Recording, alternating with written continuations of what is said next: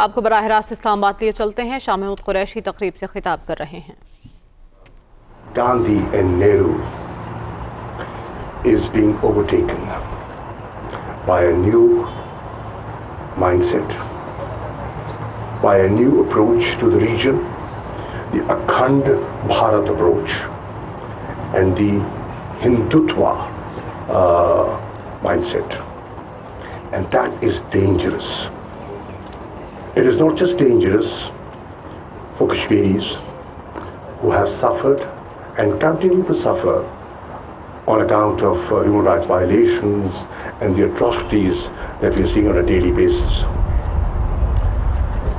But it is transcending different states, and this conversion from a secular state to a majoritarian state is a huge shift.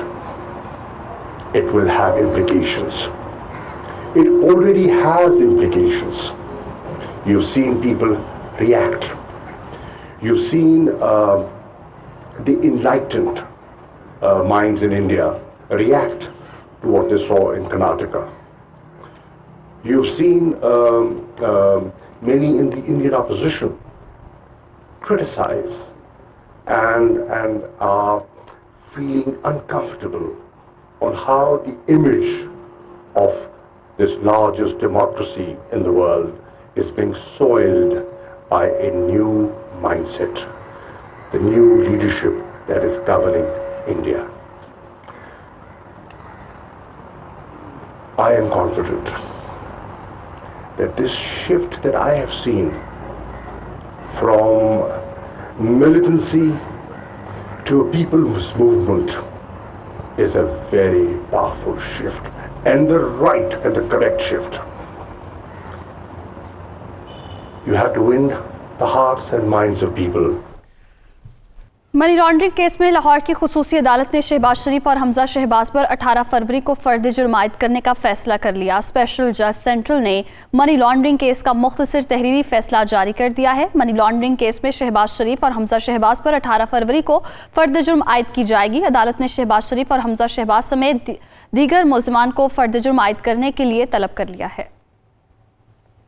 Muslim league नून के रहनुमा हमजा शहबाज का कहना है कि एहतसाब का नारा लगाने वालों ने मुल्क का बेड़ा गर्क कर दिया।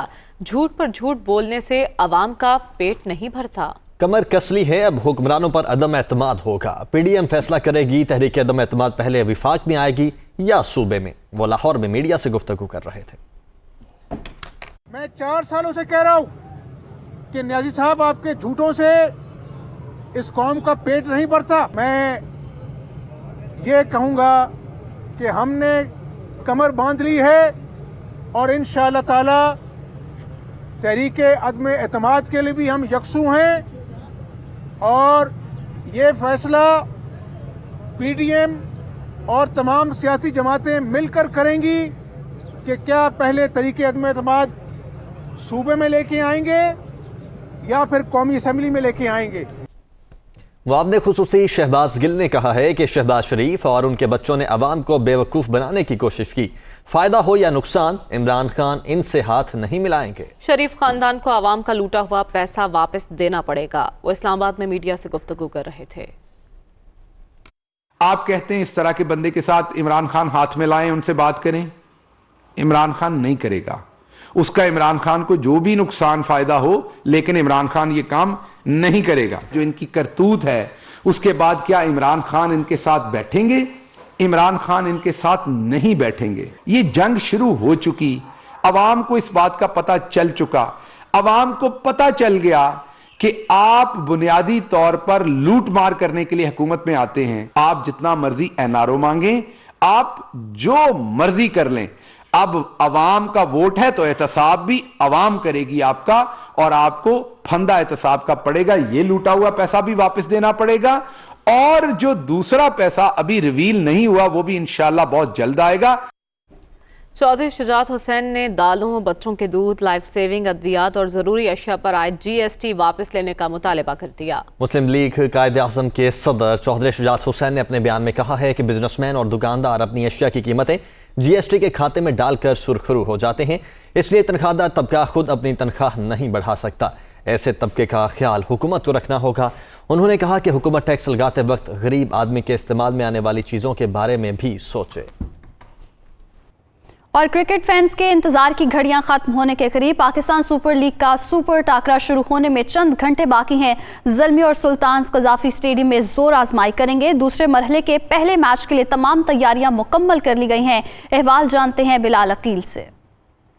जी बिल्कुल, पाकिस्तान सुपर लीग के 7वें एडिशन का मेला सजने को तैयार है। शहर लाहौर के कज़ाफ़ी स्टेडियम में दूसरा मरहला शुरू होगा, जिसमें पेशावर ज़ल्मी और मुल्तान सुल्तान्स की टीमें मद्दे मुकाबिल होंगी।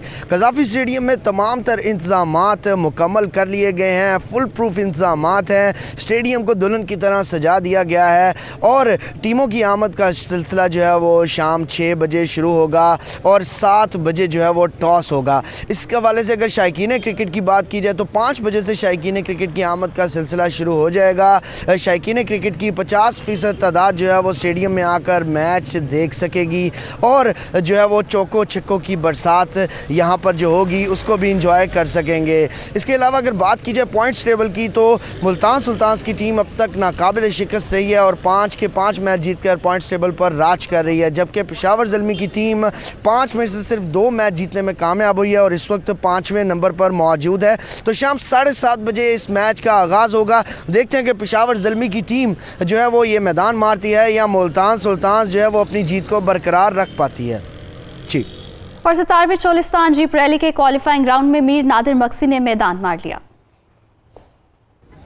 जी बिल्कुल, 17वीं चोलिस्तान जीप रैली का क्वालिफाई राउंड जो है आज इख्तिताम पजीर हो चुका है। आज का जो ट्रैक था 1.25 किलोमीटर पर मुश्तमिल था और 140 के करीब जो ड्राइवर्स थे आज के ट्रैक पर उन्होंने हिस्सा लिया। और आज के जो नताइज हैं उसके मैं बताता चलो तो मीर नादिर मक्सी जो हैं इस वक्त तेज़ तरीन ड्राइवर करार हुए हैं, जो 1.25 किलोमीटर का फासला उन्होंने 1 मिनट और 6 सेकंड में तय किया। इसी तरह जैन महमूद जो है भावलपुर से, इन्होंने 1 मिनट और 8 सेकंड में ट्रैक कंप्लीट करके दूसरे नंबर पर रहे और उनके साथ साथ आदिल नईम 1 मिनट और 9 सेकंड के साथ तीसरी पोजीशन पर कामयाब हुए हैं। इसी तरह खवातीन की बात की जाए तो क्योंकि इस बार खवातीन की भी अलग से कैटेगरी है, तो खवातीन में जो है निदा वास्ती जो है इन्होंने 1 मिनट और 23 सेकंड के साथ जो है ट्रैक कंप्लीट करके पहली पोजीशन हासिल की है। साहबजादा सुल्तान जो कि साबिक चैंपियन है, उनकी बात की जाए तो इस दफ़ा अपने टाइटल का दिफा नहीं कर सके, ताहम कल के लिए वो पुरजोश हैं कि जो मेन जो रैली है वो कहते हैं कि उसमें अपने वो टाइटल का भरपूर जो है वो दिफा करेंगे। कल बाकायदा चोलिस्तान जीप रैली की प्रीपेड कैटेगरी का जो है पहले राउंड का आगाज़ होगा। सुबह 9 बजे फ्लैग ऑफ होगा और 231 किलोमीटर का ट्रैक होगा कि जिसमें ड्राइवर्स को जो है अपनी महारत के जौहर दिखाना होंगे। जी।